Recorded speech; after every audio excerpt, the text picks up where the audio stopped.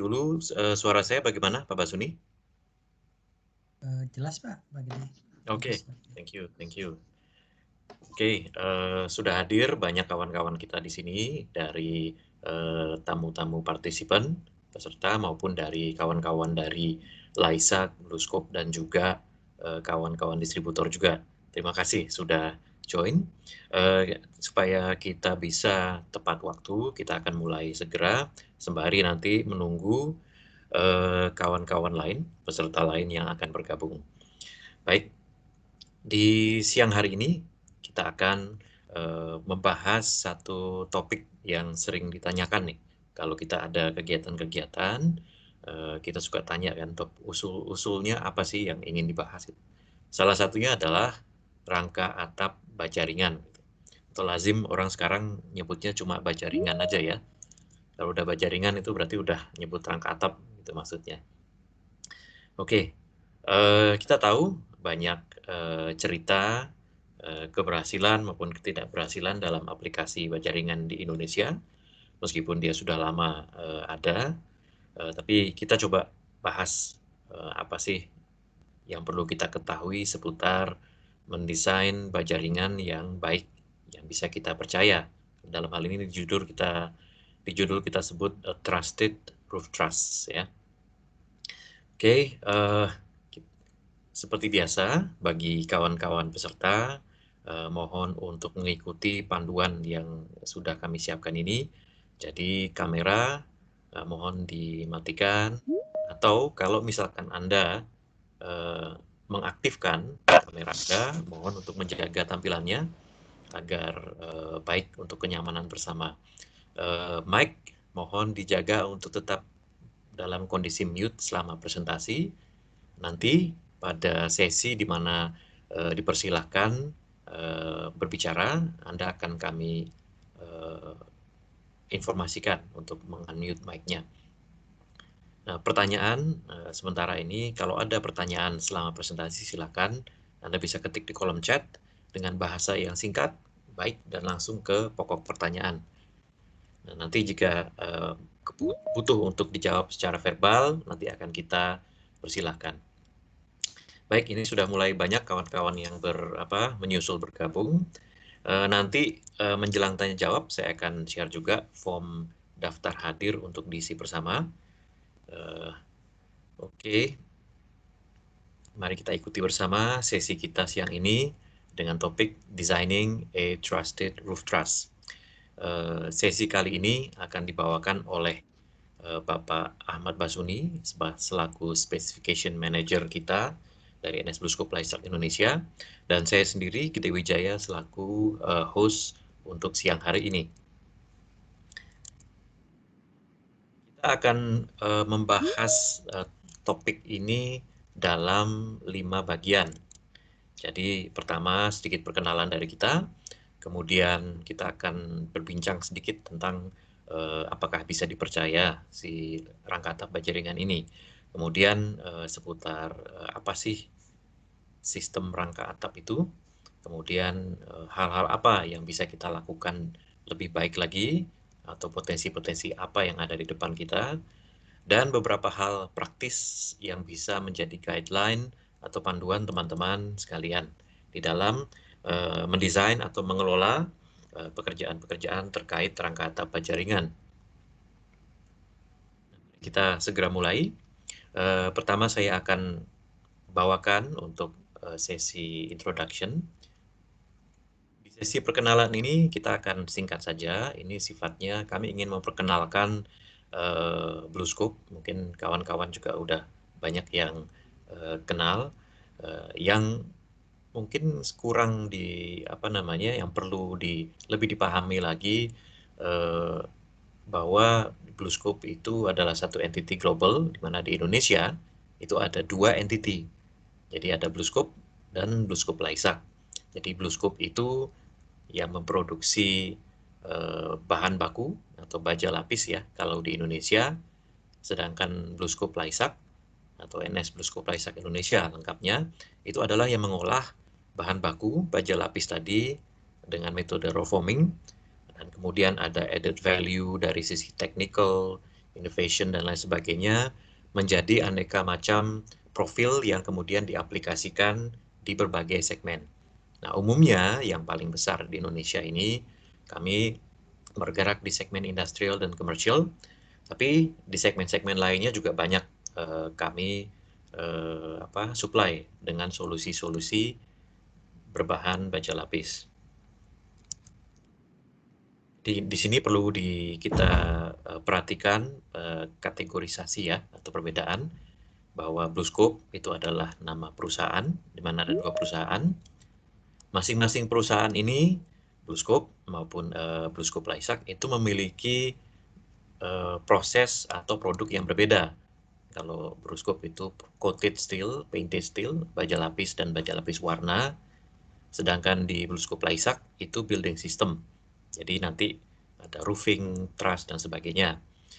Brand-brandnya juga berbeda. Jadi di sana teman-teman bisa melihat brand apa yang ada merupakan brand bahan baku, dan brand-brand apa yang merupakan brand dari produk finish good. Yang mungkin populer sering disebut itu spandek ya, spandek trim deck, yang itu sebetulnya adalah nama profil. Jadi tidak semua atap itu bisa disebut sebagai spandek. Di sini juga nanti kita akan share handout ini, teman-teman bisa dapatkan, bisa cek juga, pelajari tentang proses pembuatan baja. Jadi ada beberapa tahap ini. Lebih lengkapnya nanti bisa dilihat di video ini. Ini adalah video lengkap yang dirilis oleh BlueScope. Di YouTube itu ada channelnya TV BlueScope. Nah, kini terkait topik kita hari ini spesifik. Jadi saya ingin menekankan sedikit tentang value chain dari truss, dari produk truss ini ya, roof truss. Jadi di atas kita mulai dari bahan bakunya. Kalau di sini itu adalah baja lapis. Jadi itu berbentuk coil ya, lazim kita sebut dengan coil, di mana coil yang digunakan di industri ini adalah so far dari BlueScope ada 2 macam. Ada aset atau coating mesh-nya itu aset 150 dengan brand Trucor. Ada juga yang coating mesh-nya AZ100 dengan brand BlueScope Sex. Nah, itu perlu diingat bahwa ini adalah brand-brand untuk material baja lapisnya. Jadi mungkin teman-teman di pasaran atau di mana pernah mendengar ini, jadi bisa mendefinisikan ini adalah sebutan untuk baja lapisnya atau bahan baku. Nah, setelah bahan baku itu diolah atau di raw foaming oleh BlueScope Laisak, jadi kita punya 2 output nih. Jadi yang pertama itu kita supply sebagai roof truss system, sebagai satu sistem di mana merek yang kita rilis adalah Smart Truss, dan kita BlueScope Laisak juga menjual finish good berupa BlueScope dengan brand BlueScope Zex Truss ya. Dan ini adalah berupa roof komponen ya. Jadi ada 2 macam. Jadi satu bisa didapatkan sebagai sistem rangka atap dan juga bisa didapatkan sebagai komponen. Nah, bedanya apa nih? Nanti Pak Basuni akan jelaskan ya Pak ya. Nah, sedikit mengenai topik ini lagi yang menarik nih. Sebelum waktu pendaftaran itu kami mengadakan survei juga untuk melihat bagaimana sih feedback atau pemahaman teman-teman tentang rangka atap penjaringan gitu. Nah, ini adalah hasil terakhir. Jadi dari 84 respon yang masuk, kita bisa lihat 3 yang teratas itu adalah kecepatan. Kemudian saya coba tunjukkan di sini kecepatan ya, 89% dari teman-teman menjawab kecepatan. Yang kedua, 77% itu adalah kemudahan pemasangan, mudah dipasang. Dan yang ketiga adalah tahan lama, durability-nya. Nah, kami suka ngobrol itu dengan internal kami sendiri maupun dengan customer ketika ketemu ya. Seringkali yang jadi isu adalah kegagalan struktur atau roboh atau apa, itu yang seringkali heboh ya kalau terjadi. Nah, di sini kemarin kita ngobrol-ngobrol itu kalau top 3 paling bawahnya apa sih gitu. Ternyata terkait kekokohan atau kekuatan itu juga masuk di top 3, tapi top 3 paling bawah gitu. Jadi yang paling bawah pertama adalah ukuran atau skalanya, nanti relate sama beberapa pendapat teman-teman, bentuk atau tampilan dan juga kekokohan. Nah, ini unik nih. Jadi untuk suatu aplikasi struktural, justru kekokohan ini pilihan termasuk yang paling bawah ini. Ini nanti kita mungkin bisa ngobrol lebih lanjut. Lalu terkait seberapa penting beberapa hal ini di dalam memutuskan menggunakan baja ringan. Yang top 3 paling tinggi dari 6 item ini adalah analisa struktur, ya, kemudian kualitas material, dan yang terakhir adalah garansi. Gitu. Nah, ini mungkin berkebalikan dengan jawaban yang tadi ya. Tapi mari kita coba ikuti nanti seperti apa. Mungkin sebelum ke Pak Basuni, boleh saya coba menyapa kawan-kawan yang hadir di sini. Mungkin Ibu Vita, apa kabar Bu Vita dari Makassar? Halo, baik, Halo, Mas Gede. semoga sehat-sehat ya, baik-baik di sana. Nah, ini saya mau tanya Eh, sedikit pendapat Bu Vita nih tentang pilihan menggunakan baja ringan ini. Kenapa kekokohan itu ada di 3 terbawah nih? Bagaimana menurut Bu Vita? wow, 3 terbawah ya. Harusnya sih jadi number one ya kalau kekokohan ya. Gitu. Menurut aku sih. Ya, Ya, tunggu. beda orang mungkin Diganggu beda sama pendapat ya, Bu Iya, Vita. kalau menurut aku sih kekokohan itu nomor satu. Kenapa? Karena yang namanya baja ringan itu kan penggantinya kayu gitu. Dan memang terkadang berbeda kayu sama baja ringan ya gitu. Mm-mm. Dan itu ada di atap kepala kita gitu. Jadi biar tidurnya agak lebih nyenyak sedikit gitu. Ya, ya. Oke, Oke, lanjut. thank you Bu Vita. Eh, silakan di-mute Sama-sama kembali. Mas Gede. Berikutnya mungkin boleh saya sapa Bapak April Imam Utomo. Selamat siang Pak April. Boleh dinyalakan mic-nya. Selamat siang Pak.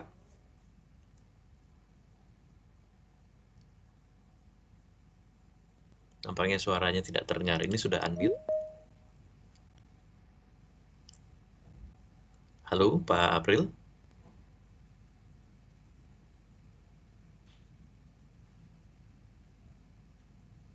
Mohon maaf, ini suaranya tidak terdengar. Mungkin saya coba beralih ke kawan yang lain dulu ya, Pak Bapak. Ibu Ayu Fadia. Selamat siang Bu Ayu. Boleh dinyalakan mic-nya.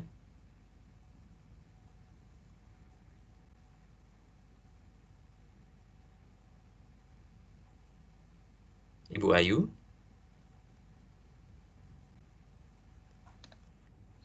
Oke, mungkin sedang ada apa namanya? Sedang ada yang difokuskan. Kita lanjut saja ke materi kita siang ini. Nanti mungkin kita ada kesempatan untuk menyapa kembali kawan-kawan yang hadir siang ini. Baik, saya akan berikan sesi berikutnya pembahasan kepada Pak Basuni. Saya persilahkan Pak Basuni. Baik, terima kasih Pak Gede. Tapi sebelum masuk suara saya jelas ya? Mungkin bisa ini agak kecil suaranya Pak Basuni. Oh, masih kecil ya. Gimana Pak? Udah jelas? Oke, good. Silakan Oke, Pak Basuni. oke, terima kasih Pak Gede.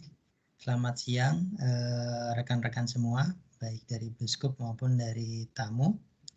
Jadi benar seperti Pak Gede ceritakan tadi, kita kalau presentasi atau mengadakan event di luar gitu ya, sering ditanya mengenai baja ringan. Jadi kita buat khusus baja ringan.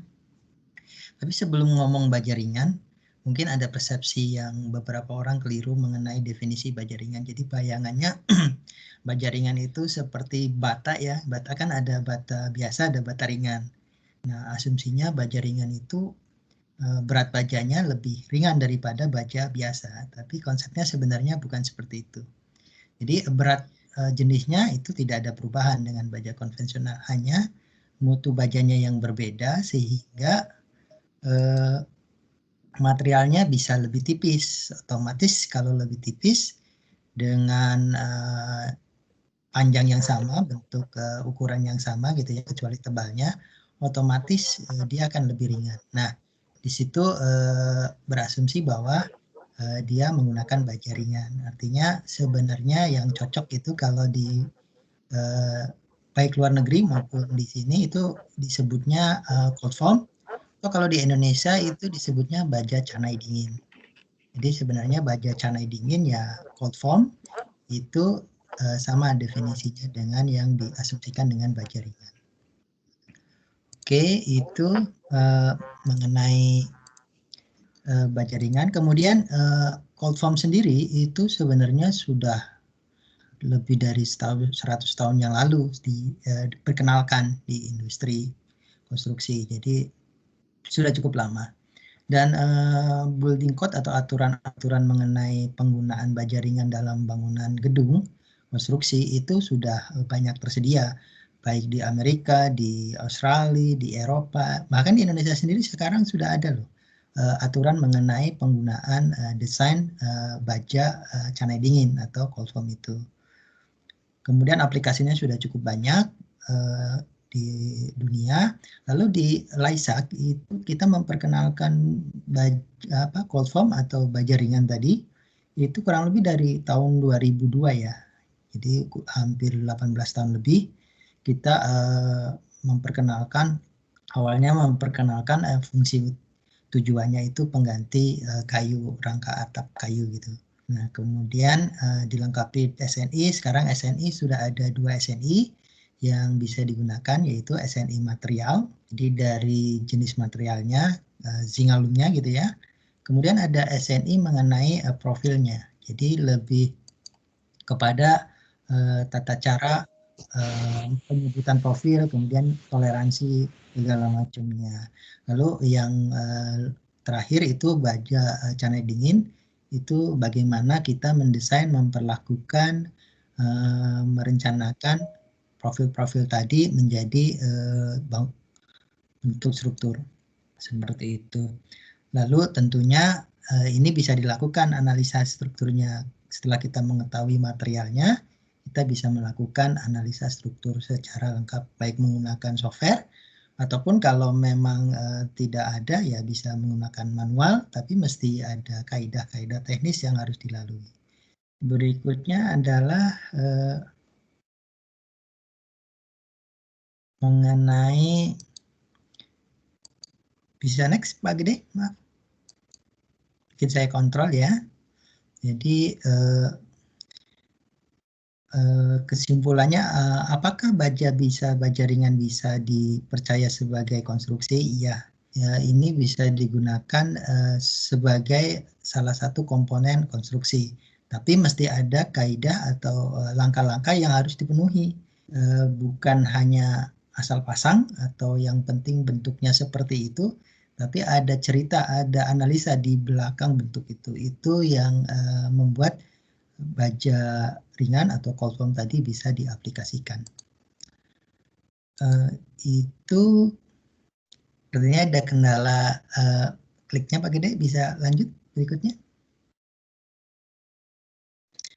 Nah, ini mungkin dari survei tadi ya yang kita sampaikan di awal, ada beberapa asumsi atau pendapat yang bisa jadi benar atau ada yang perlu dikoreksi. Jadi seperti ditampilkan di layar kurang lebih ada 6. Jadi ada beberapa item yang mungkin perlu kita jelaskan. Nah, di materi berikutnya akan ada bahasan mengenai hal tersebut.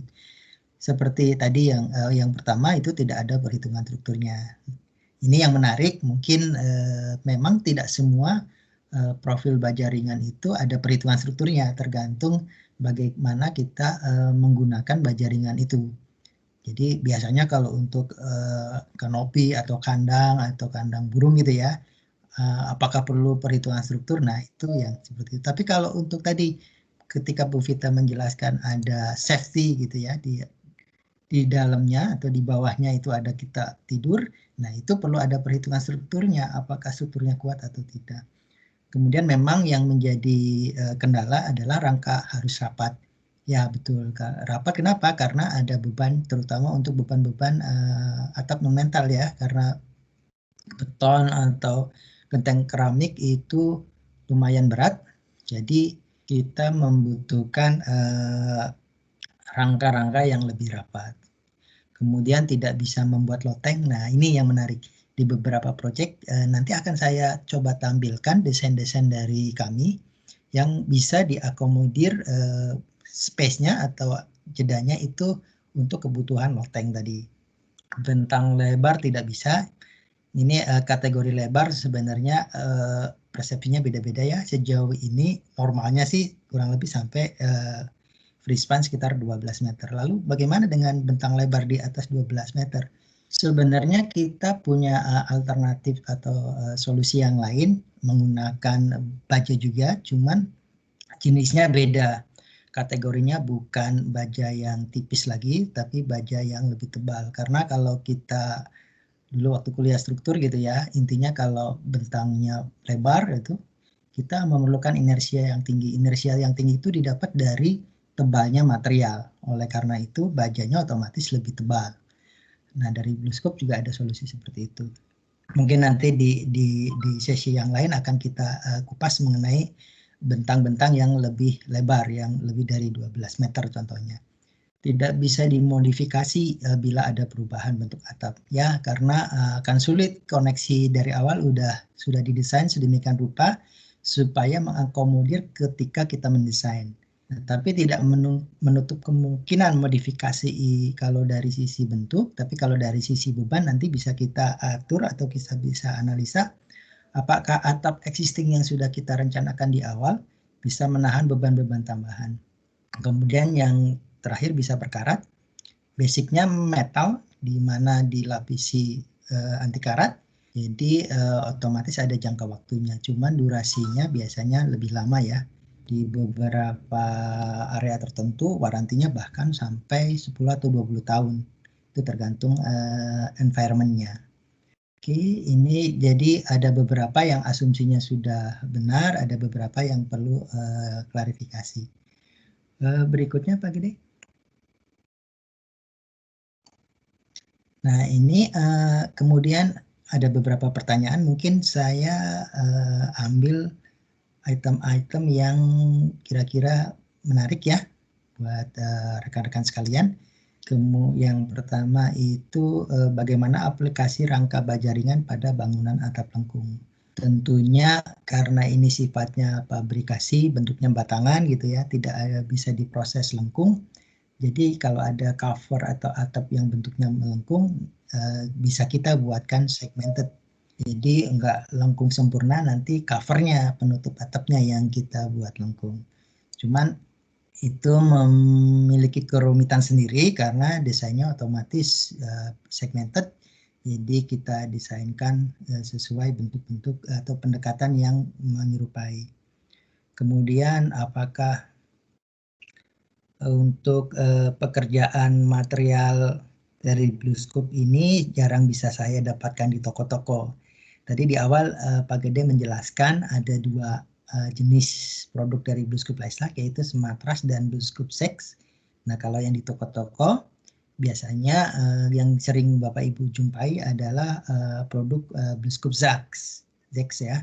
Untuk Smatras sendiri aksesnya belum sampai ke toko-toko, tapi tidak menutup kemungkinan jika suatu saat customer menginginkan Smatras, jadi Smatras coba kita salurkan ke toko-toko tersebut, tapi sementara ini aksesnya baru lewat distributor kami yang sebenarnya hampir di seluruh kepulauan Indonesia ya, yang besar itu ada distributor kami.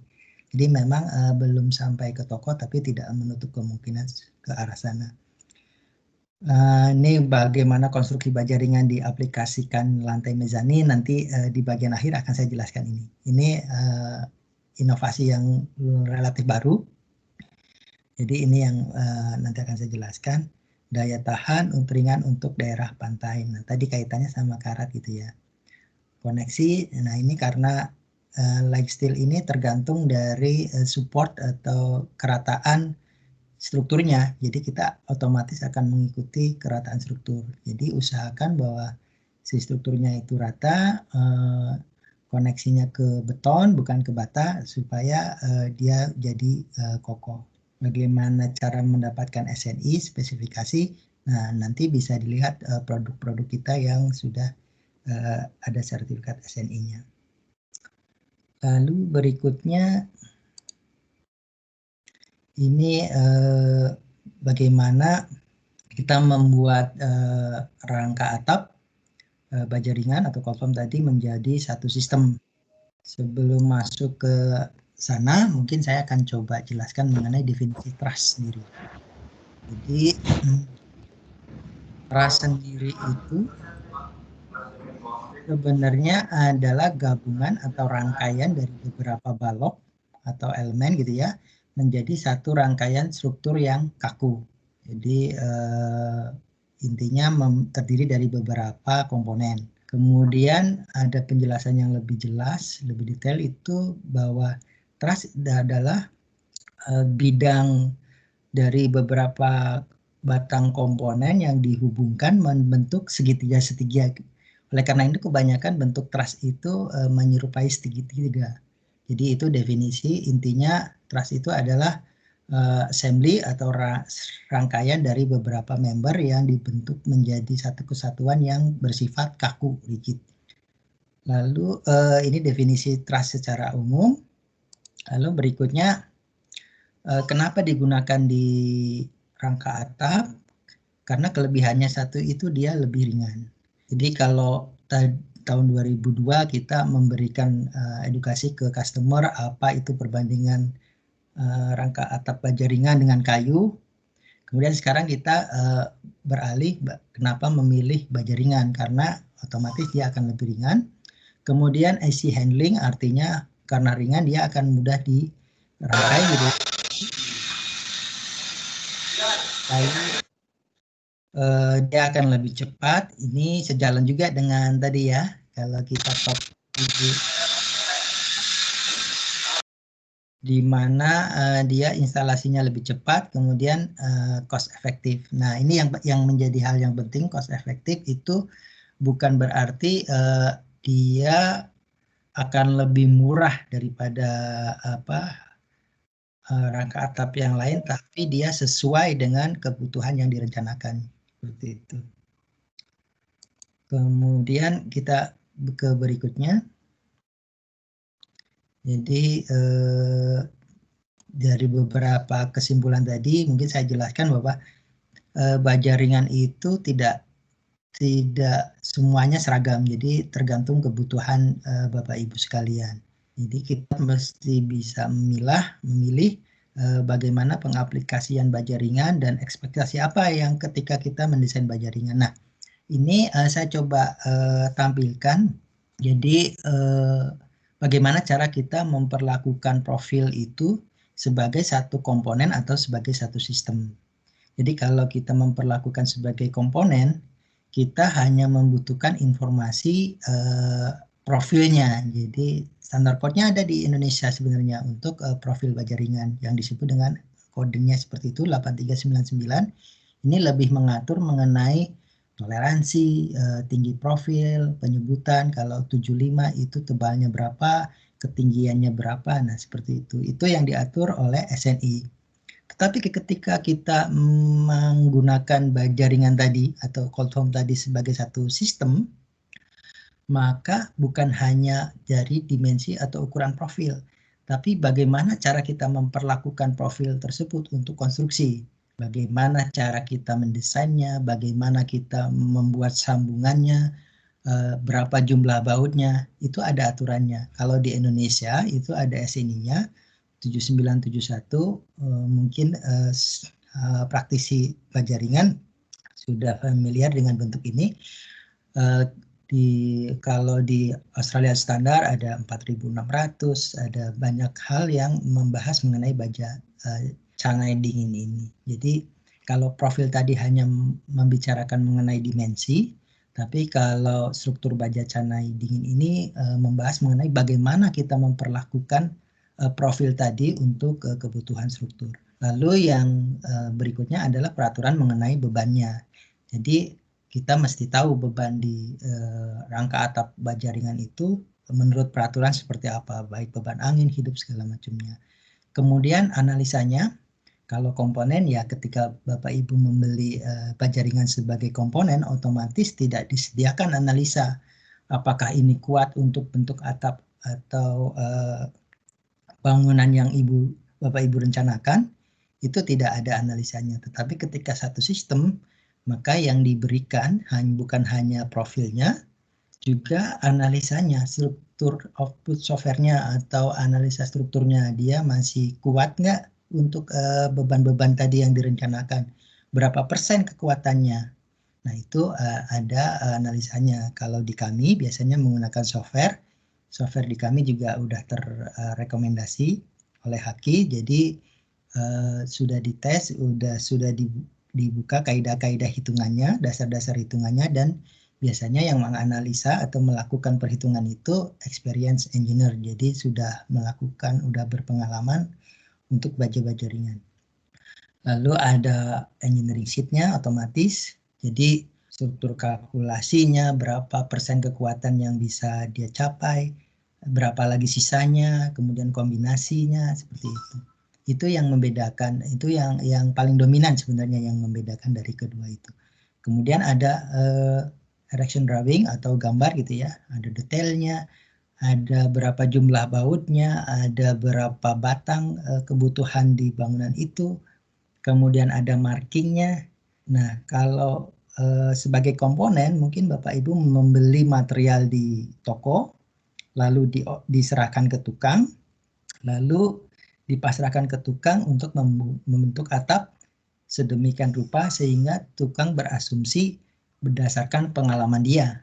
Oh, di bangunan sebelumnya saya bentuk bangunan rangka atapnya seperti ini dengan jumlah baut 2 gitu ya. Nah itu yang membedakan. Kalau di satu sisi sudah ada detail drawingnya, ada screw quantity-nya, ada kapasitasnya. Di satu sisi berdasarkan pengalaman. Kualitasnya otomatis yang sistem akan lebih terkontrol. Ada warantinya juga untuk area-area tertentu. Kemudian installernya. Jadi installernya terlatih dan selalu mengacu ke gambar. Dia bukan berdasarkan pengalaman di proyek-proyek sebelumnya. Berbeda dengan yang komponen, dia akan mengerjakan berdasarkan pengalaman-pengalaman yang sudah atau pernah dia kerjakan. Itu yang dua hal yang membedakan antara komponen dan sistem.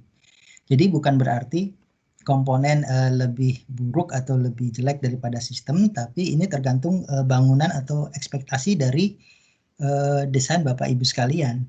Otomatis ketika paham ekspektasinya, tahu kebutuhannya, kita bisa memilih mana yang menggunakan komponen dan mana yang menggunakan sistem.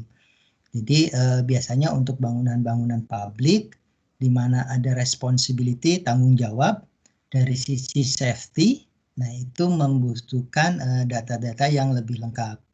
Jadi kenapa lebih lengkap? Karena bisa dipertanggungjawabkan.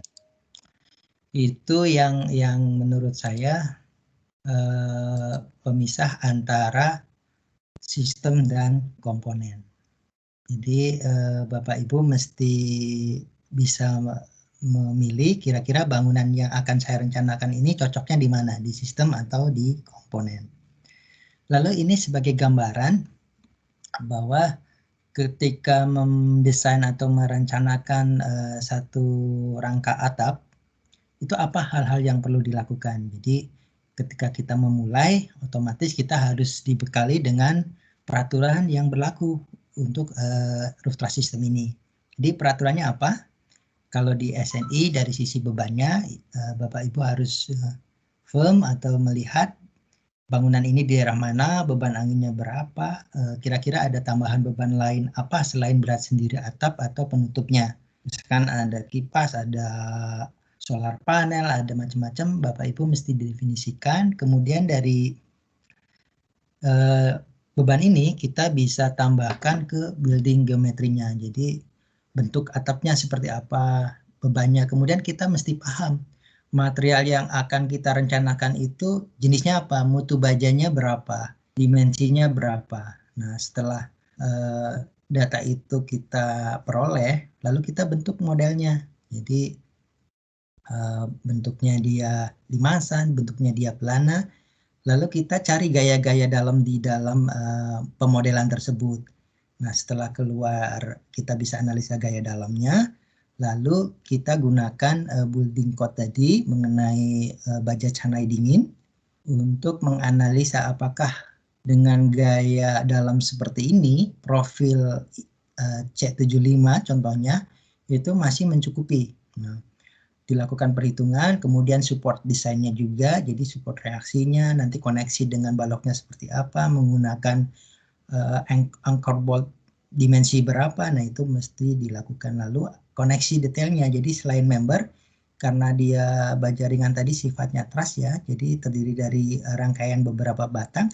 Nah, koneksi antara rangkaian ini juga perlu dilakukan analisa. Jadi dari sisi batang, dari sisi reaksi perletakannya, supportnya, kemudian dari sisi antar batangnya sendiri. Jadi 3 hal penting yang perlu dilakukan analisa. Nah, dari 3 hal ini lalu keluarlah output dokumen yang bisa berarti engineering sheet, engineering drawing, dan erection drawing.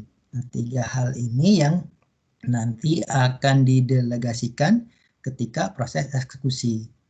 Jadi si engineering sheet dan engineering sheet dan engineering drawing biasanya dari perencana, kalau ada perencananya, itu akan memeriksa apakah bentuknya sudah sesuai atau koneksinya sudah sesuai dengan kebutuhan yang direncanakan. Lalu engineering drawing untuk dari sisi bentuknya.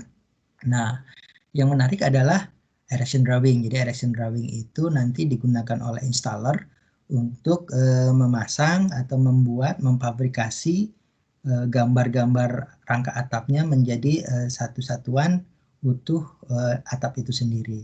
Jadi 3 hal ini adalah rangkaian flow yang mesti dilakukan ketika Bapak Ibu merencanakan rangka atap sebagai satu sistem.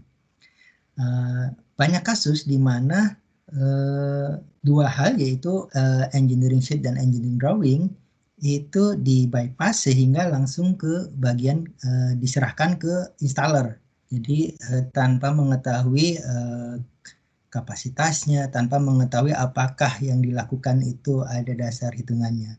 Jadi ini yang seringkali kita jumpai karena baja ringan ini sudah menjadi barang seperti barang komoditi gitu ya. Jadi kita menganggap bahwa pasti semua baja ringan akan berbentuk seperti itu. Itu yang terakhir. Jadi analisanya dari 3 tahapan itu, engineering sheet, drawing, dan erection, itu biasanya kalau di Lysac itu ada software khusus. Jadi software itu bisa mengeluarkan output 3 dari desain, dari drawingnya. Nah, bagaimana kalau Bapak Ibu tidak mendapatkan, tidak bisa menggunakan SupraCAD atau software-software yang valid gitu ya, yang bisa membuatkan output itu, Bapak Ibu bisa menggunakan software luar, bisa seperti perhitungan struktur misalkan SAP, ETABS, atau STAAD, atau beberapa software yang lain yang bisa mendesain cold form. Kemudian Bapak Ibu di outputnya ditransfer ke CAD di dalam bentuk gambar, dia akan menjadi engineering drawing dan erection drawing. Cuman kendalanya ketika terpisah-pisah seperti itu, ada distorsi informasi, misalkan jumlah bautnya tidak bisa terstate di awal atau koneksinya harus berapa. Nah, ini yang seringkali software-software yang umum, yang lazim, itu tidak bisa mengakomodir kebutuhan seperti itu. Jadi ini yang menjadi hal yang penting, tidak menutup kemungkinan Bapak Ibu tadi dari komponen yang tidak ada analisanya dibuatkan menjadi analisa menggunakan software-software yang umum, tetapi mesti dipertimbangkan kaidah-kaidah teknisnya, langkah-langkahnya harus seperti apa. Itu mengenai flow-nya. Jadi kalau bisa diringkas, gunakan informasi itu dari desain sampai erection sampai pelaksanaan itu paling tidak harus satu sumber informasi. Tidak ada informasi yang ke distorsi. Kebanyakan mungkin informasinya dia menggunakan copy paste dari project sebelumnya, detailingnya, padahal di project itu ada beban yang berbeda. Bisa saja skrunya yang dulunya jumlah standarnya 2, ketika ada beban tambahan dia menjadi 3. Itu yang menjadi pertimbangan penting ketika Bapak Ibu merencanakan atau mendesain rangka atap.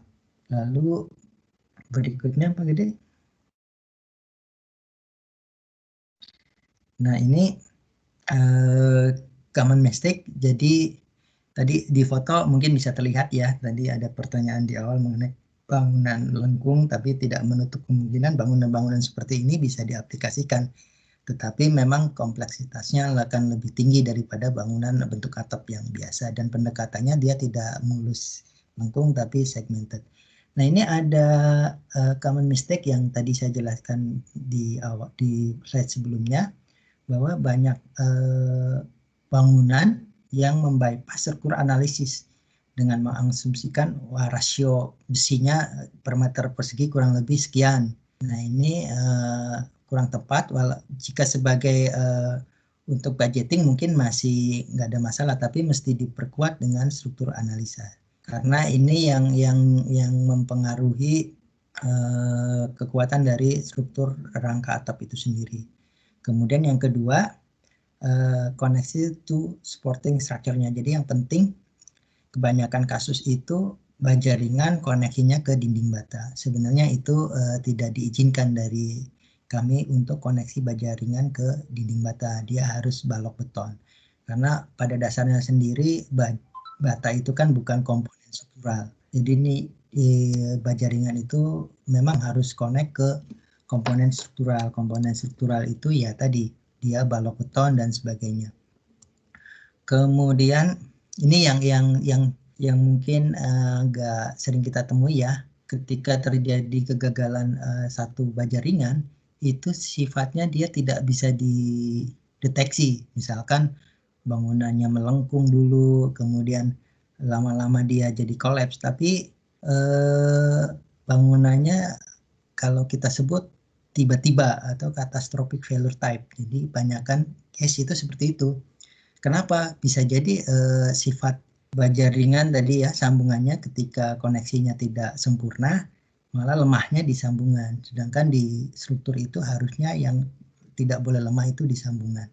Itu yang menjadikan hal yang penting, bahwa ketika membangun satu baja ringan dengan desain yang kurang tepat, itu catastrophic failure ini bisa sangat mungkin terjadi, dan itu bisa berbahaya karena terutama ketika di bangunan publik sekolah, misalkan ketika ada murid sedang di ruangan ada failure dengan tiba-tiba tanpa ada sempat untuk melarikan diri, ini sangat-sangat berbahaya. Jadi tadi ketika kita mendesain satu baja ringan tanpa ada struktur analisa, itu mungkin aja ketika selesai dia masih terbentuk dengan utuh gitu ya, dengan kokoh. Tetapi kegagalan itu bukan di saat itu. Kegagalan itu umumnya ketika kombinasi beban yang diakibatkan oleh faktor eksternal itu menjadi maksimum. Jadi mungkin ketika hujannya deras, anginnya kencang, itu baru terjadi kombinasi maksimum sehingga kegagalan terjadi di situ. Jadi ketika hanya tambahan beban gitu ya, tambahan beban sekitar 200 kilo, ketika bebannya kombinasi bebannya belum mencapai maksimum, itu tidak akan terjadi keruntuhan. Keruntuhan itu mungkin terjadi ketika kombinasi bebannya menjadi maksimum. Makanya walaupun dipasang oleh orang-orang yang berpengalaman dengan berasumsi proyek-proyek sebelumnya, bangunannya akan tetap terpasang, tetapi nanti kegagalan itu terjadi ketika kombinasi beban mencapai maksimum.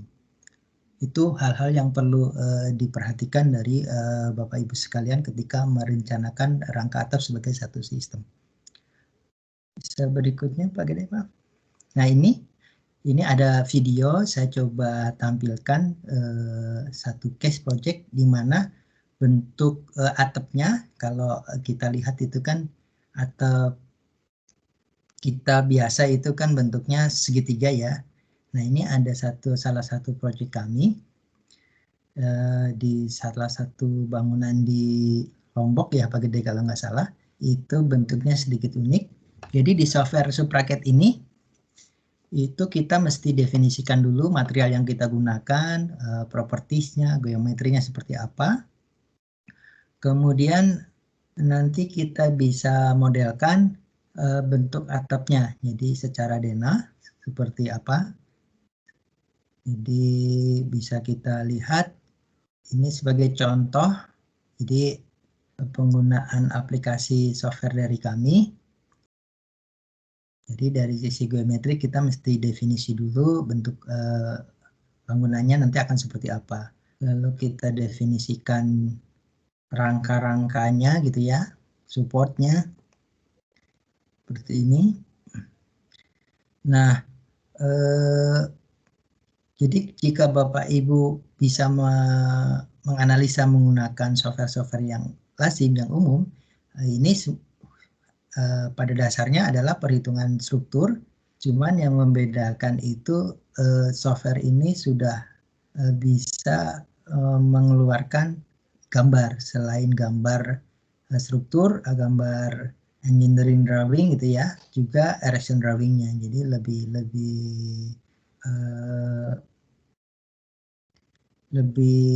menyatu. Jadi informasinya akan dilakukan oleh orang yang sama dengan perhitungan yang sama. Jadi meminimalisir distorsi dari masing-masing step softwarenya. Jadi dari perhitungan struktur dia menggunakan data yang sama, nanti gambarnya juga menggunakan gambar yang sama. Nah ini adalah bentuk bangunan ya, di mana dia tadi mungkin ada butuh loteng atau ruangan di atasnya mau digunakan gitu ya, ada space, itu bisa diaplikasikan dengan software ini. Cuman memang ada sedikit waktu untuk mendefinisikan rangka atapnya.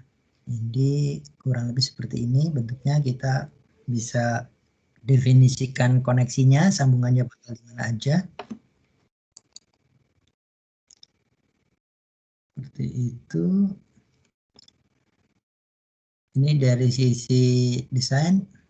Ini sebenarnya saya percepat durasinya. Jadi project ini kurang lebih kalau di aktualnya itu runningnya sekitar 25 menit untuk melakukan modelisasi sampai keluar output softwarenya. Dibayangkan kalau Bapak Ibu menggunakan software yang terpisah tadi ya, enggak desain strukturnya menggunakan SAP atau Tabs atau StatPro, kemudian engineering drawingnya menggunakan CAD atau Tekla atau Revit. Nah, jadi dua software yang terpisah itu agak sedikit sulit untuk akurasinya. Ini kurang lebih, mungkin bisa dipercepat Pak Gede di bagian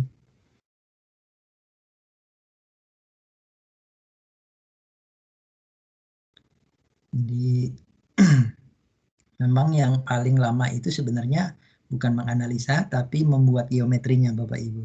Jadi ini bisa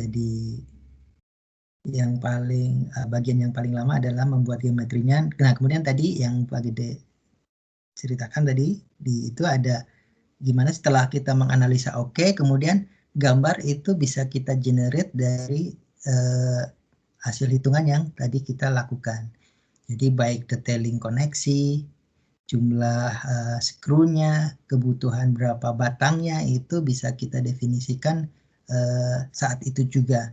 Itu yang jadi kelebihan dari software yang terintegrasi. Nah, ini untuk bangunan-bangunan seperti ini, apalagi untuk bangunan yang simpel gitu ya, otomatis waktunya akan lebih cepat lagi. Nah, ini definisinya, membernya, kapasitas batangnya seperti itu bisa kita definisikan. Ini detailing, standar detailingnya. Jadi kita bisa mengaplikasikan banyak hal, mendetailkan banyak yang bisa kita keluarkan. Nah, outputnya apa? Outputnya itu engineering sheet. Engineering sheet itu di sini maksudnya dia bisa dalam si batang itu, profil penampang section baja ringannya, itu kita bisa menghasilkan output support reaksinya, jadi reaksi peletakannya berapa, itu yang akan digunakan oleh struktur bangunannya, beton, untuk mendefinisikan beban atap yang dia harus tahan. Nah, itu kita bisa juga keluarkan outputnya, kemudian gaya batangnya, lalu yang menarik di sini ada juga loading kombinasinya, lendutannya berapa, dan connection capacity. Jadi di sini kita juga bisa sajikan juga rasio stress rasionya, Bapak Ibu sekalian. Jadi tidak menutup kemungkinan stress rasionya masih 60% gitu ya. Artinya masih ada sisa 40% yang Bapak Ibu bisa gunakan sebagai safety, atau ketika Bapak Ibu memiliki beban tambahan di bangunan itu. Mungkin ketika mendesain, ownernya gitu ya belum kepikiran bakalan ada solar panel gitu di atasnya atau solar heat. Nah, ketika ada solar heat itu Bapak Ibu bisa memprediksi, oh kalau tambahan sekian kilogram per meter persegi dengan stress ratio hanya yang digunakan sebelumnya 60%, kira-kira masih sanggup nggak ya dengan tambahan solar panel yang beratnya sekitar 10 kg. Nah, itu bisa sebagai justifikasi Bapak Ibu sekalian ketika ada tambahan. Tentunya akan lebih baik kalau informasinya nanti dilanjutkan ke si pembuat softwarenya apakah masih sanggup atau tidak untuk memverifikasi. Nah, tapi kalau sebagai justifikasi awal itu bisa menjadi acuan bahwa ketika ada tambahan berapa persen yang mampu dia tahan. Atau sekarang posisinya dibalik, kalau saya mau menambah solar panel atau beban luar, kira-kira solar panel yang berat berapa yang mampu ditahan oleh si rangka atap ini. Nah, itu ada di stress ratio dari engineering sheet itu. Lalu ada engineering drawing, di situ tertera jelas beban, kriteria beban yang dimaksudkan untuk rangka atap, beban-beban apa yang didefinisikan. Lalu erection drawing ini berfungsi untuk installer, jadi installernya bisa tahu berapa baut atau screw di bagian A dan berapa anchor bolt yang dibutuhkan di support reaksi atau di peletakannya, seperti itu. Jadi 3 output dokumen ini menjadi penting sebagai panduan Bapak Ibu ketika merencanakan satu rangka atap sistem. Berikutnya Pak Gede, maaf. Nah, ini kalau saya ringkas gitu ya. Jadi ketika mendesain light weight steel sebagai roof truss system, itu ikuti langkah-langkah tadi, flow yang tadi saya jelaskan, ikuti langkah-langkah itu akan menghasilkan desain yang efisien. Artinya ketika Bapak Ibu mendesain rasionya masih 20%, Bapak Ibu bisa mempertanyakan kenapa ini 20%, apakah bisa ditingkatkan lagi supaya harganya atau beratnya menjadi lebih ringan. Nah, itu bisa dilihat dari situ. Jadi ikuti langkah-langkahnya, perhitungan struktur, keluarkan engineering drawing-nya, lalu keluarkan erection drawing-nya. Jadi informasi yang selaras ini akan menghasilkan rangka atap yang sesuai dengan ekspektasi. Kemudian dokumennya itu kalau bisa dari sumber yang sama. Jadi jangan terpisah-pisah supaya meminimalisir informasi yang keliru, yang berdasarkan asumsi. Jadi asumsi engineering sama asumsi drafter mungkin akan terjadi perbedaan seperti itu. Itu kalau bisa jadi informasinya sama. Lalu ini yang menarik adalah simpan dokumen tadi karena itu suatu saat akan berguna Bapak Ibu ketika ada tambahan beban, ketika ada perubahan fungsi bangunan. Jadi informasi itu sangat penting. Kami ada satu kasus di mana rangka atapnya gitu ya, itu sudah kita supply kurang lebih 10 tahun atau 8 tahun yang lalu. Tapi identitas nomor proyeknya kita bisa ketahui ketika customernya berpindah tangan, kemudian dia ingin menambahkan beban di situ, beban yang tiba-tiba dia ragu, dia bisa mempertanyakan kepada kami bagaimana kalau project nomor ini itu kita tambahkan solar panel tadi ya contohnya dengan berat sekian, apakah masih sanggup? Nah itu sangat penting informasi itu. Jadi kita bisa menganalisa, kita bisa membuka data kita yang lama, kita tambahkan beban, lalu kita lakukan analisa masih oke. Jadi kalau hasil outputnya oke ya sudah kita akan izinkan untuk ditambahkan beban. Mungkin dan juga penting ini mudah-mudahan informasi ini disimpan. Kenapa juga bisa jadi suatu saat terjadi kegagalan, kita bisa melacak gitu ya, mendefinisikan, bisa mempelajari dari sisi kami, dari sisi government juga bisa mempelajari kenapa bangunan itu sampai terjadi kegagalan. Kegagalannya tipe apa yang menjadi penyebabnya. Bukan berarti kita mencari kesalahan, tapi kita mempelajari dari kegagalan tersebut. Supaya ketika mendesain yang berikutnya itu akan lebih baik lagi. Jadi informasi ini sangat penting. Jadi kalau bayangan saya mungkin ada sebuah barcode untuk bangunan tertentu gitu ya, dan kita bisa akses. Nah, itu sesuatu yang mungkin di zaman sekarang akan possible terjadi. Oke, itu mengenai baja ringan tadi satu register ya Pak Gede. Yep. Mungkin kita sebelum ke sesi selanjutnya, ini sudah ada beberapa kawan yang bertanya ini di chat room. Mungkin kita review sedikit ya Pak ya. Ini kebetulan ada satu yang Pak Suwandi itu sayang sudah meninggalkan room. Tapi sepertinya yang Pak Suwandi tanyakan tadi terkait bagaimana cara membuat analisa struktur agar dapat dipakai sebagai dokumen pengajuan izin bangunan, termasuk perhitungan pada join. Itu sudah dijelaskan tadi ya oleh Pak Basuni. Oke. Lalu ada Pak Cahyadi yang bertanya terkait listrik nih Pak. Jadi ini termasuk satu yang sering ditanyakan juga, katanya nyetrum itu. Jadi apa solusinya terkait dengan kabel listrik yang terkelupas dan mengenai struktur rangka atap? Gitu. Treatment apa yang harus dilakukan supaya orang di dalam tidak tersetrum andaikan harus naik ke atas untuk maintenance gitu. Nah ini kalau setahu saya listrik termasuk follow up ini ya, follow up trades-nya ya, setelah rangka itu punya acuan atau syarat tersendiri di dalam kualitas pekerjaannya. Tapi ini realitanya memang ada risiko ya Pak ya kalau orang naik ke atas. Itu kira-kira gimana Pak Suni? Iya pasti Pak, karena tadi bahannya sebenarnya baja, jadi konduktor yang baik ya. Jadi otomatis kita mesti lebih hati-hati penggunaan listriknya sih. Cuma sejauh ini belum ada solusi untuk menggunakan baja sebagai material yang non penghantar lahan listrik. Jadi kita belum ada solusi sama sekali sih Pak untuk ini Pak yang. Jadi lebih ke proses ya Pak ya, harus dengan menggunakan perlengkapan keselamatan yang memadai gitu Pak ya. Iya betul Pak. Kayak sarung tangan. Nah kadang-kadang kalau kita lihat kalau tukang-tukang itu kan masang ke atas ada yang lengkap, kostumnya lengkap pakai sarung tangan, lengan panjang segala macam. Nah, ada juga yang minimalis Pak gitu. Jadi kostumnya ke atas minimalis ya. Mungkin itu perlu menjadi kesadaran bersama soal keselamatan ini.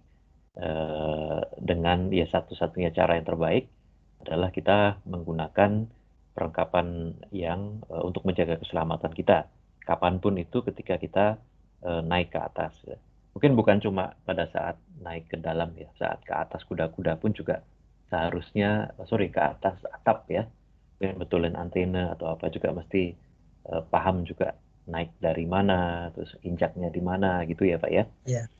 Jadi lebih ke instalasi sih Pak yang pasti diperhatikan instalasinya seperti apa. Lalu ada kawan kita Pak Eko ini menanyakan cara menghitung jumlah skrup yang mengkonekkan L bracket ke kuda-kuda ya. Ya, gitu Pak. Iya. Jadi aturannya ada Pak. Jadi cara menghitung berapa jumlah bautnya itu ada di tadi ya, di flow tadi, di AS 4040 tadi dijelaskan kalau Bapak baca di situ. bebannya berapa, itu kapasitas satu skru berapa, itu di situ ada aturannya. Jadi sebenarnya kita dalam menentukan jumlah itu sudah ada aturannya. Juga kita sudah melakukan pengujian sebenarnya, koneksi-koneksi ini bentuk seperti ini itu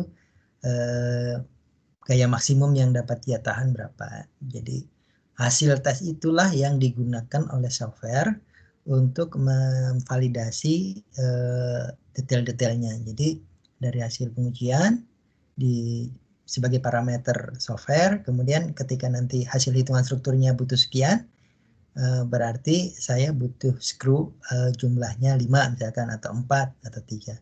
Jadi umumnya ada minimalnya, dan itu sudah terstate Pak di output erection drawing-nya. Jadi output erection drawing itu sangat penting untuk panduan pelaksanaan. Tadi terkait posisinya di mana, apakah ngacak atau tidak gitu ya.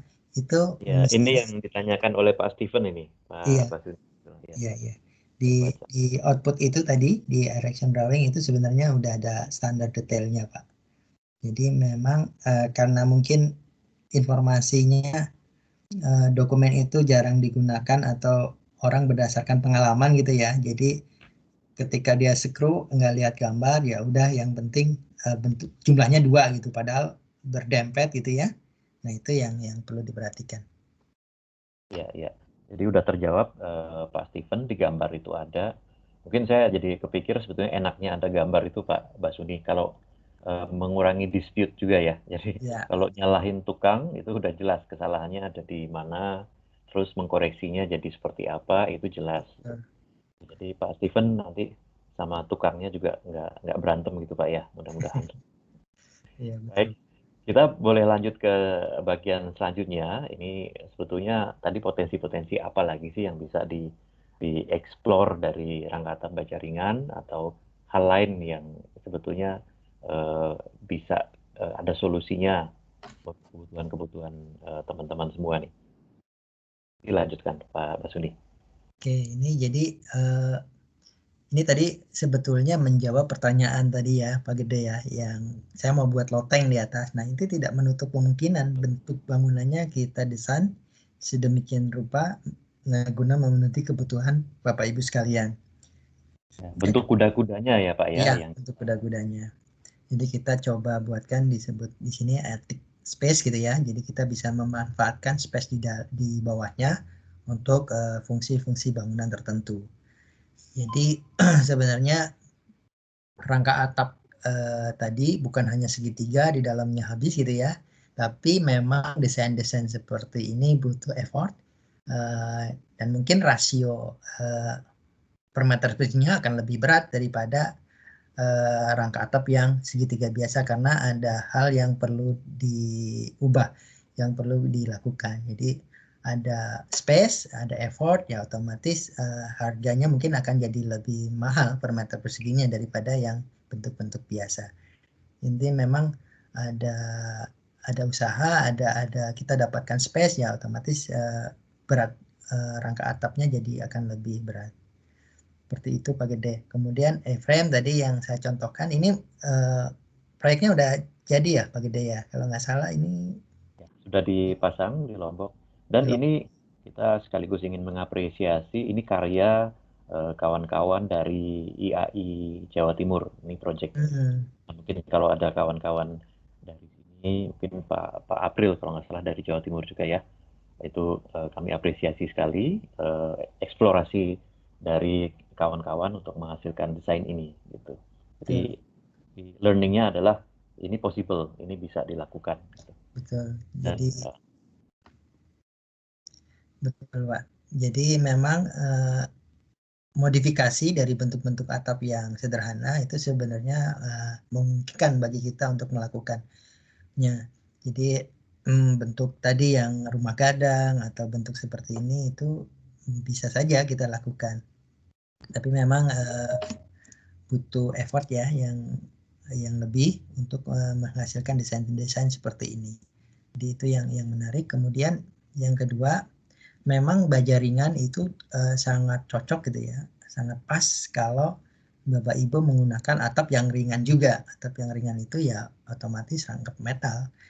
Cuman mesti ada treatment khusus. Kenapa? Karena seringkali kita dapat pertanyaan gitulah, kalau atap metal itu kan selalu identik dengan berisiknya ketika hujan gitu ya. Nah itu mesti kita lakukan desain sedemikian rupa atau tambahkan insulasi di dalamnya. Insulasinya tebal berapa itu mesti kita lakukan. Nah itu bisa kita bantu atap metal dikombinasi dengan insulasi supaya mendapatkan nilai redaman suara ataupun nilai bising akibat air hujan yang minimal. Itulah kita sebut dengan roofing system. Jadi sudah atapnya yang ringan, bajanya yang ringan tadi, nah otomatis beban sendirinya juga akan lebih ringan. Dan itu berakibat ya dimensi ukuran balok atau kolom ibu itu Bapak Ibu akan jadi lebih minimalis juga, lebih ringan juga. Dan dampak paling ekstrimnya ya pondasinya tidak membutuhkan pondasi yang besar atau yang dalam. Itu roofing system. Kemudian tadi ada pertanyaan untuk mezanin ya. Mezanin, ya. Iya.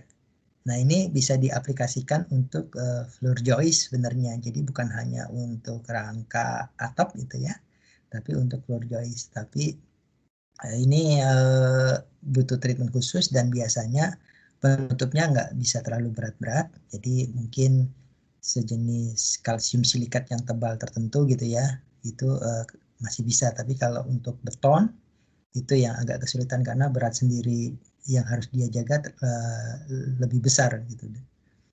Itu untuk floor joist Pak Gede. Nah, yang berikutnya ini lebih kompleks lagi Pak Basuni.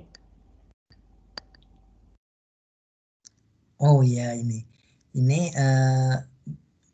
kalau kita di Indonesia kan biasanya desain itu portal gitu ya, balok, kolom, rafter gitu kan. Nah ini coba kita buatkan alternatif, sistemnya framing seperti ini. Jadi tidak ada balok atau kolom beton, kita semuanya menggunakan sistem framing. Jadi bebannya dibagi merata ke masing-masing frame tersebut. Jadi analogi sederhananya kalau tadi bebannya di rangka atap, bebannya oleh rangka atap, sekarang trusnya dipindah ke rangka. Ini sangat memungkinkan digunakan untuk bangunan-bangunan yang remote area, yang jauh, yang penggunaannya harus cepat. Biasanya daerah-daerah bencana umumnya itu bisa menggunakan produk-produk ini. Atau di contoh ini adalah Stucke Home, di mana developernya memang objektifnya dia membuat bangunan-bangunan yang ringan, yang mudah dipasang dan cepat. Itu bisa menggunakan sistem-sistem ini. Mungkin nanti suatu Ini saat. lokasinya di Jawa Barat ini Pak Basuni. Iya ya. Oh iya ini Stucke ya. Ya. Jadi mungkin kalau teman-teman tertarik mengenai ini, nanti kita bahas detail mengenai ini Pak Gede, karena saya rasa waktunya nggak cukup ya. Boleh. Topik yang lain kita. Ya betul. Jadi tidak menutup kemungkinan aplikasinya profil canai dingin ini bukan hanya untuk rangka. Jadi ada beberapa aplikasi yang bisa Bapak Ibu gunakan. Di Laisak sendiri range-nya banyak, jadi truss itu bisa digunakan untuk struktur yang di bawah 12 meter. Terus bagaimana kalau saya punya project yang lebih dari 12 meter, tapi saya mau struktur rangka yang ringan karena mungkin kendala di bawahnya tanahnya nggak begitu bagus, jadi atau daerah tertentu saya membutuhkan bangunan yang ringan. Nah kita memiliki produk namanya Cepurlin. Jadi kalau bentangnya lebar, otomatis inersianya tadi balik ke awal, inersianya lebih tinggi, jadi materialnya harus lebih tebal. Itu kita gunakan Cepurlin dan girth. Itu bisa diaplikasikan, sistemnya bukan framing, tapi sistemnya portal. Itu bentuk tebalnya bisa dari 1,5 sampai kurang lebih 3,5 mili kalau nggak salah. Jadi tergantung kebutuhan Bapak Ibu sekalian. Atau framingnya juga tadi ya, yang di framingnya di bentang 12 meter bisa. Kalau terkendala tadi objektifnya tanahnya jelek gitu ya, harus yang ringan, bisa juga menggunakan partisi yang dari profil canai dingin tadi. Atau yang lebih advance lagi, kita juga ada structure welded beam, jadi sistemnya PEB. Mungkin yang tertarik di sana akan lebih banyak dijelaskan. Lalu ada roofing welding, tadi yang sistem kita bisa propose, kita bisa berikan data ke Bapak Ibu sekalian, kira-kira kriteria thermal atau kriteria suara apa yang diinginkan.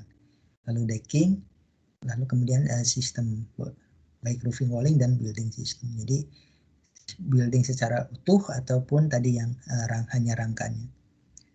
Itu. Nah, mungkin kita bisa coba mulai simpulkan nih, Pak Basuni. Setelah tadi beberapa sisi sudah kita bahas, kira-kira hal praktis apa yang kawan-kawan desainer, kontraktor, ataupun pemilik bangunan bisa cermati ketika mengelola proyek-proyek dengan rangka atap jaringan gitu. Ya, jadi ini hanya guideline ya buat Bapak Ibu.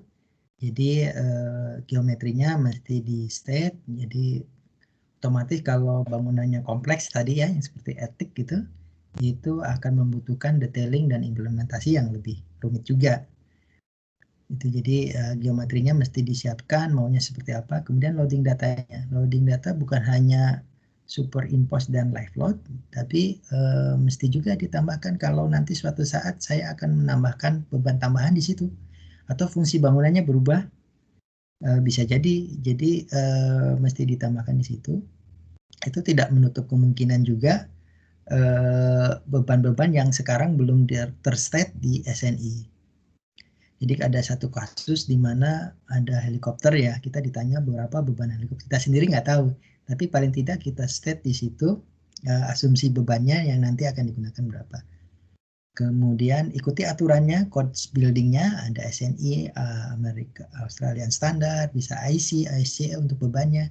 Jadi ikuti peraturan-peraturan yang memang didefine untuk code form. Lalu ketika merencanakan, pastikan output dokumennya. Output dokumennya mesti lengkap, ada reportnya, ada drawingnya juga, dan koneksinya. Kemudian ini yang penting juga, di lapangan mesti dilakukan pengecekan. Jadi benar nggak ketika digambar spannya 12 meter, di lapangan 12 meter nggak, atau jadi 12,8 atau 12,5.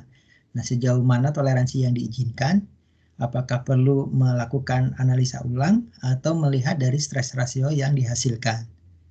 Seperti itu. Jadi akurasi tadi ya, supporting structure akurasi, kemudian safety juga penting tadi, isunya kalau ada kabel terkelupas, nyetrum, jadi safety itu juga penting.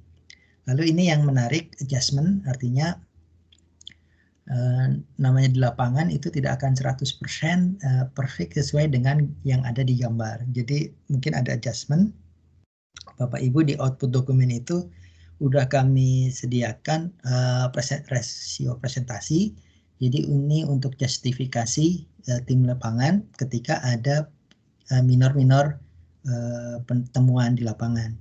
Jadi kalau temuannya minor dan masih masuk adjustment-nya, stress ratio-nya masih jauh, itu bisa aja dilakukan langsung eksekusi. Tapi informasikan juga untuk melakukan analisa supaya nanti output-nya yang jadi, yang diarsipkan itu adalah kondisi yang sesuai dengan di lapangan. Seperti itu. Jadi ada 6 hal yang penting. Kemudian lakukan installer brief. Jadi installernya mesti kita brief mengenai bagaimana cara memasang, koneksinya ada berapa, kemudian batang panjangnya berapa meter, jumlahnya berapa, potongannya berapa, itu lakukan briefing seperti itu. Lalu dicek, tadi kan kita sudah dapat output dokumennya, kemudian di lapangan sudah terpasang, lakukan pengecekan ulang apakah jumlah skrunya sesuai dengan gambar tadi atau tidak. Kalau tidak ya tinggal minta ditambahkan sesuai dengan dokumen yang ada supaya nanti bangunan yang terpasang itu sesuai dengan output dokumen yang direncanakan. Ini sangat penting karena ini yang mempengaruhi performance dari si rangka atapnya sendiri. Kemudian ekspektasinya, jadi Bapak Ibu mesti paham ekspektasi yang akan diharapkan dari bangunan tersebut. Jadi pemilihan jenis anti karatnya apa, kemudian nanti maintenance-nya seperti apa. Jadi kalau untuk bangunan-bangunan yang environment-nya korosif, pilih lapisan anti karat yang lebih baik tentunya. Seperti itu Pak Gede dari saya. Oke, Pak Basuni, tampaknya kita sudah masuk ke akhir dari materi presentasinya. Nah, sebelum kita lanjut ke tanya jawab lagi, kami mau share sedikit beberapa referensi-referensi yang mungkin bisa menginspirasi teman-teman atau memberikan panduan-panduan ya bagi yang mencari. Bisa menuju ke website kami, yang di atas itu adalah website kami yang di Australia. Dia ada bagian untuk professionals-nya, di mana kalau teman-teman juga termasuk ingin tahu cara installation dan sebagainya, itu bisa dilihat di sana. Dan di website kami yang untuk ASEAN sendiri, itu ada site yang available di bahasa Indonesia, jadi lebih mudah disimak ya. Dan buat teman-teman untuk mendapatkan inspirasi desain, ada juga ini majalah yang rutin dirilis. Cuma karena ini majalah terbatas ya, distribusinya, jumlahnya juga terbatas. Tidak semua mungkin teman-teman bisa mendapatkan versi hard copy-nya. Nah, yang lain bisa mendownload versi soft copy-nya, ada banyak tersedia di link tersebut. Nanti handout-nya akan kami share ke email teman-teman juga untuk bisa mengakses. Nah, selanjutnya kita sebelum kita masuk ke tanya jawab lagi, saya ingin mengingatkan teman-teman mungkin yang bagi yang belum mengisi daftar hadir, tadi saya sudah memberikan link dan akan saya share kembali linknya di chat room. Silakan bagi yang belum mengisi, silakan mengisi untuk kami tahu siapa saja yang hadir dan nanti bisa menerbitkan sertifikat, mungkin karena sebagian teman-teman membutuhkan sertifikat ya dari sesi ini. Silakan, saya sudah share ulang. Nah, kita kembali ke tanya jawab. Di sini mungkin ada Pak Eko kembali bertanya nih, Pak Eko Sudarmaji. Mungkin kita boleh persilahkan nanti ngobrol secara verbal juga nih Pak Eko. Silakan dinyalakan mic-nya Pak Eko. Jadi kalau saya bacakan, jadi untuk Purlin, apakah ada software khusus nggak, Mbak Suni, seperti Supraket gitu. Jadi rupanya Pak Eko sering dapat permintaan, tapi support yang terbatas untuk hitungan cepat. Gitu. Silakan Pak Basuni, mungkin dengan Pak Eko bisa berdialog soal ini. Oke, terima kasih Pak Eko atas pertanyaannya. Memang hal yang menarik ini untuk Purlin, apakah ada softwarenya seperti Sprocket gitu ya. Jadi sejauh ini belum ada sih Pak untuk Purlin. Jadi kita gunakan tadi ya softwarenya, menggunakan Start Pro untuk desainnya, kemudian gambarnya nanti menggunakan Tekla atau AutoCAD. Jadi flow-nya udah mengikuti, cuman desainnya atau tools-nya itu masih terpisah-pisah. Memang agak lama. Cuman kalau Pak Eko, Purlin yang dimaksud adalah untuk portal ya, bukan untuk kolom dan rasternya, tapi Purlin untuk gordingnya itu sebenarnya ada tabelnya Pak. Di kita ada tabelnya dan nanti tinggal dimasukkan beban yang direncanakan berapa, nanti bisa kita langsungkan analisa kira-kira Purlinnya ya butuh berapa. Jadi seperti itu. Jadi kalau untuk yang kayak Supraket-nya gitu ya, mendesain portal secara utuh kita belum ada, jadi masih softwarenya masih terpisah-pisah menggunakan software yang umum. Oh, oke Pak. Kalau Pak Eko sekarang metodenya seperti apa? Pak Eko mungkin bisa di-sharing yang dilakukan ini. Kalau Purlin biasanya saya minta dibantu dari Bluescope, Pak. Iya. Jadi kadang memang ini khusus untuk biasanya itu berawal dari minta penawaran roving gitu Pak, tapi di dalamnya ternyata simple gitu, jadi minta cepet juga. Nah, struktur bawahnya juga minta itu, dan kalau baja ringan udah kritis, tapi untuk mau ganti ke Prolin nggak tahu sistem cara ngitungnya yang cepat gitu Pak. Iya. Iya Pak Eko. Baik. Sementara sudah soft ya Pak ya, seperti itu. Iya. Thank you Pak Eko. Nah ini Pak Pedrix, ini Pak Basuni, kebetulan beliau udah left duluan karena ada meeting. Nah memang kemarin Pak Pedrix memang ada bertanya soal overstack atau tritisan ya, atau overhang ya istilahnya. Itu batasannya berapa gitu? Silakan Pak. Jadi untuk overhang kalau nggak salah sekitar berapa ya, 1 meter kalau nggak salah. Tapi nanti bentuknya bisa kita modifikasi sih Pak. Jadi ada kremonanya gitu ya di tritisan itu, nggak overhang murni gitu ya. Jadi ada frame-nya memang sedikit berbeda di tritisan, tapi di profil tertentu ada yang 45, ada yang 1 meter tergantung di kapasitas profilnya. Gitu. Oke, jadi apa? Tidak membatasi, tapi kebutuhan overhangnya seperti apa nanti itu yang diakomodasi dari desain rangkanya ya, berarti Pak Basuni ya. Betul. Jadi ketika overhangnya butuh panjang gitu ya, nanti kita coba modifikasi bentuknya bukan single profil lagi, mungkin di bentuk cremona begitu. Oke. Nah, saya mau angkat, mungkin dari chat room belum kelihatan ada pertanyaan lain.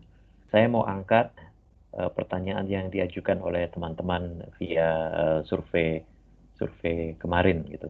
Jadi ini ada yang menarik, ini panjang nih. Jadi terkait geografis ya, ketinggian dan kandungan zat tertentu dalam udara atau uap air yang tidak direkomendasikan untuk bajaringan, bisakah bajaringannya dicet untuk melindungi dari dampak bersentuhan dengan semen gitu. Seperti itu. Nah, ini kalau pertemuan dengan semen mungkin kondisinya kalau dengan ring balok itu sudah kering ya konkretnya ya Pak Basuni ya. Jadi sebetulnya aman. Cuma kalau setahu saya praktek melapisi dengan cat seperti itu juga mungkin dilakukan karena sifatnya temporary saja ya untuk melindungi. Iya. Terus atau ada tambahan dari Pak Basuni seperti apa kira-kira? Iya, jadi memang tadi kalau connect ke balok kan sebenarnya ada bracket Pak. Jadi bracket itu yang ada jeda juga yang kadang-kadang jadi nggak nempel sempurna sih. Cuman praktek-praktek recoating gitu ya, istilahnya menambah lapisan, itu juga perlu konsistensi jenis coatingnya Pak.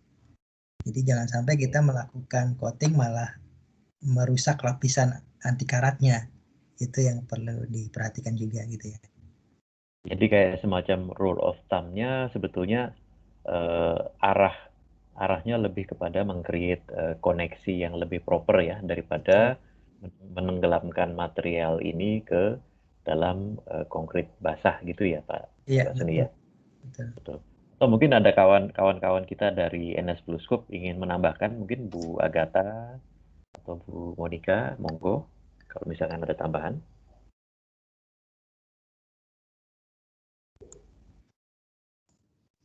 Dari saya belum ada Pak Gede, terima kasih.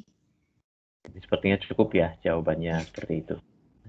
Nah, ada satu nih Pak yang sebetulnya menarik nih Pak Basuni. Desain atap yang bagaimana yang dianggap efisien secara biaya.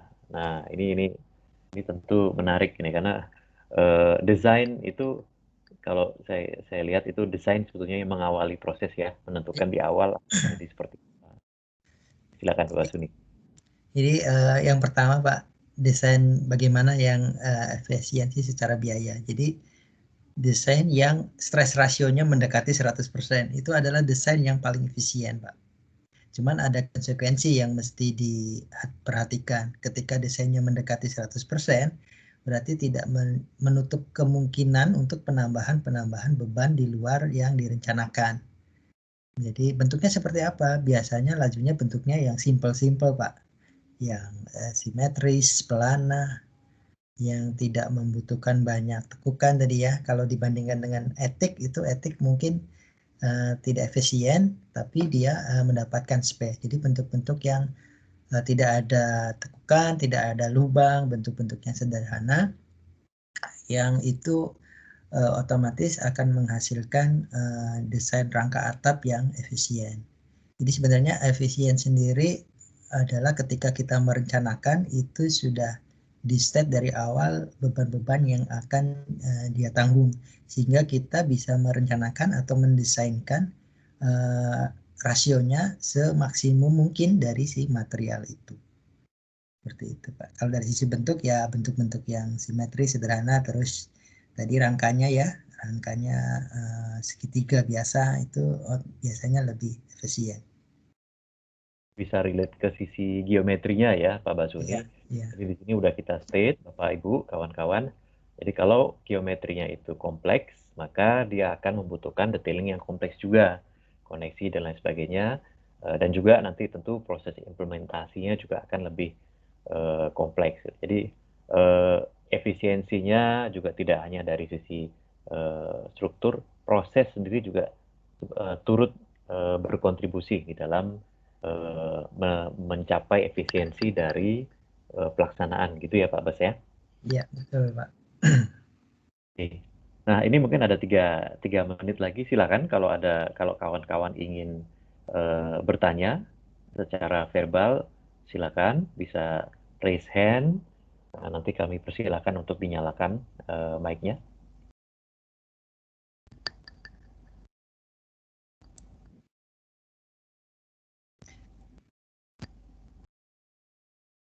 Yang ingin bertanya langsung kami persilakan untuk bertanya.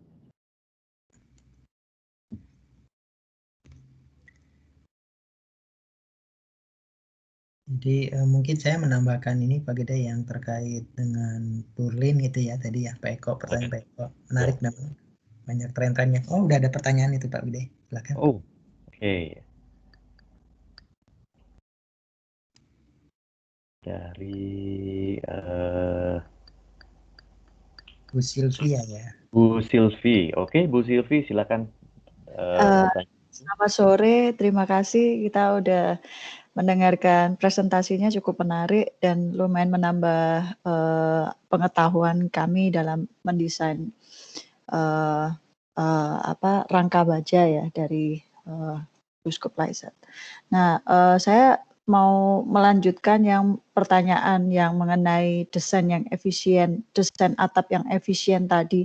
Kira-kira dari BuSkop Laiset yang misalkan yang sekarang ini yang sudah pernah dilakukan dalam proyeknya yang dianggap bentuknya itu dalam proyek itu dianggap berhasil dan efisien secara budget, apakah bisa di-share gitu contoh-contohnya langsung secara konkret gitu. Karena kan kalau tadi kan penjelasannya kan general ya, secara bentuk itu atapnya geometrisnya cenderung tidak banyak tekuan dan sebagainya. Kira-kira ada contoh proyek yang bisa di-relate untuk bisa dibahas di sini mungkin gitu sebagai referensi kami. Makasih. Baik, Bu Sylvie, terima kasih pertanyaannya. Jadi rangka atap sendiri sebenarnya sudah lama ya, 18 tahun. Mungkin nanti kita coba share dari sisi bentuk yang kompleks itu seberapa efisien. Kalau kita ngomongin efisien biasanya gampangnya Bu ya, itu rasio kilogram per meter perseginya untuk bentuk ini berapa, untuk bentuk yang sederhana berapa. Mungkin nanti coba saya cari datanya, kita buatkan satu sesi study case gitu ya, gimana cara project ini didesain dari awal, bebannya seperti apa, kemudian outputnya rasio per kilogram per meternya persegi berapa, dengan desain yang lain kilogram per meter perseginya berapa. Itu mungkin nanti kita perlu satu sesi khusus Pak Gede, menarik sih. Baik. Kayak workshop Baik. gitu ya. Nah, mungkin bisa jadi teman-teman bisa langsung punya dapat experience untuk mencoba ya. Terima kasih Bu Sylvie, jadi ide yang menarik nih untuk sesi-sesi selanjutnya. Nah, ini di layar saya coba kembali ke slide yang tadi sudah kita tampilkan. Satu project yang menggunakan roofing system ini rangkanya kebetulan rangka atap penjaringan dan menggunakan sistem insulasi lalu ditutup dengan atap metal. Jadi satu mungkin yang kalau pengalaman yang saya lihat ketika peran dari desain itu di awal itu turut menentukan dia akan efisien atau tidak. Ini salah satunya di sini. Jadi ketika merencanakan itu sudah mencakup hal-hal lain. Jadi tidak hanya pemikiran atau perencanaannya tidak hanya skupnya di trustnya saja, tapi juga sudah mempertimbangkan faktor-faktor lainnya di luar trust. Jadi pemilihan atap, jadi mulai dari material atapnya apa, terus sampai profil apa yang digunakan gitu. Contoh kalau di sini, ini atapnya sederhana. Ini kebetulan di sisi satunya dari bangunan ini juga atapnya itu bidangnya kemudian setelah dari atap turun ke bawah langsung menutup sebagian dinding dari bangunan. Ini kebetulan karya dari kawan kita di atelier Riri, Roof House judulnya. Nah, ini adalah salah satu contoh di mana perencanaan itu sudah mencakup tidak hanya truss-nya saja, jadi melihat truss ini atau rangka atap sebagai bagian dari satu bagian yang lebih besar. Jadi satu bagian yang penting dari bangunan. Jadi dia turut menentukan bangunan ini nanti akan tidak hanya bentuknya seperti apa, tapi juga performanya nanti akan seperti apa.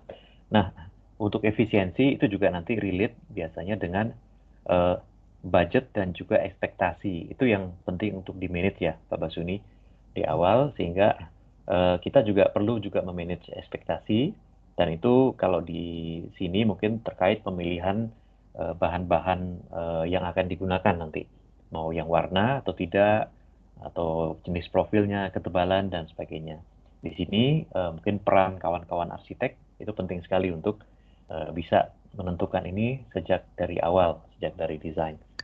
Oke, Pak Basuni, teman-teman sekalian, waktu sudah menunjukkan pukul 15:33 di jam saya.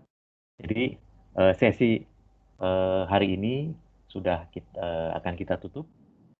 Jadi, kami ucapkan terima kasih kepada kawan-kawan yang hadir ikut serta dalam sesi pada kali ini, baik dari kawan-kawan arsitek, kontraktor, pemilik bangunan, maupun juga kawan-kawan distributor.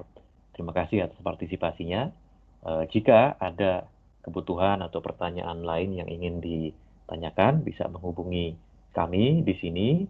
Yang paling mudah biasanya teman-teman seringkali kirim email ke kami melewat laisak.indonesia@bluescope.com, atau jika kawan-kawan kebetulan sedang mengunjungi website kami, dari sana juga bisa melakukan inquiry via website kami. Jadi sekali lagi terima kasih atas partisipasinya, pertanyaan-pertanyaan yang kawan-kawan ajukan sebelumnya maupun di sesi kali ini sangat membantu sekali, banyak inspirasi, banyak ide-ide yang muncul dari kawan-kawan juga untuk membantu kelancaran sesi kita pada siang hari ini. Sekali lagi sebelum kita tutup, kami ingin mengingatkan teman-teman, kawan-kawan, bagi yang belum mengisi daftar hadir, silakan mengisi dulu sebelum meninggalkan room, untuk kami juga bisa melihat siapa-siapa yang hadir dan kami bisa menyediakan sertifikat sesuai permintaan. Demikian kami tutup sesi pada siang hari ini.